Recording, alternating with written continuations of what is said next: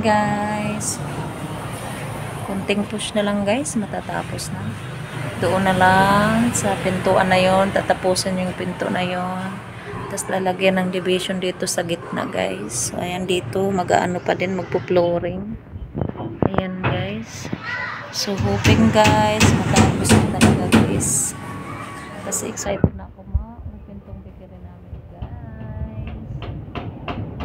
Ayan. Kailangan talaga guys kasi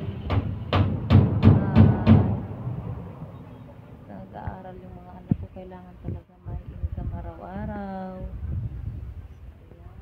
Ayan yung mga materialis na iba guys. Kulang yung ano guys. Kulang yung plywood.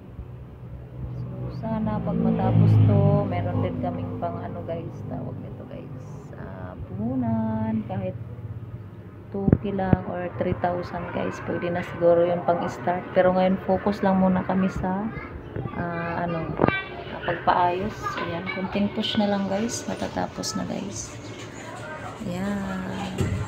Tapos nilalagay guys. Doon nilalagay ang tawag nito yung stante, pinaka-stante guys. Yung lagayan ng mga tinapay dyan. Ayan. Andun sa labas yung mga ano guys. Tawag nito, mga banday. So hoping guys. God bless guys na matapos na talaga. Ayan, meron na siyang ano. Tawag ito bubong.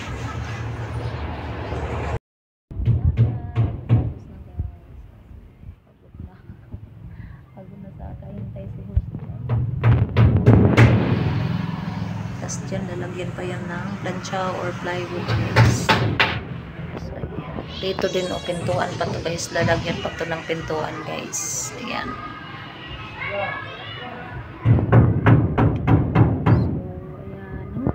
Matapos na mga 3 araw na lang siguro to guys, 3 araw or 4, at sana magkaroon din kami ng puhunan para sa pangbili ng flour kasi I need flour guys and mga ingredients. Ayan. So hoping you like my video guys. Don't forget to what they call that, don't forget to like and share and subscribe and hit the notification bells para updated kayo sa mga video ko guys. Soon sana mag-open na tayo.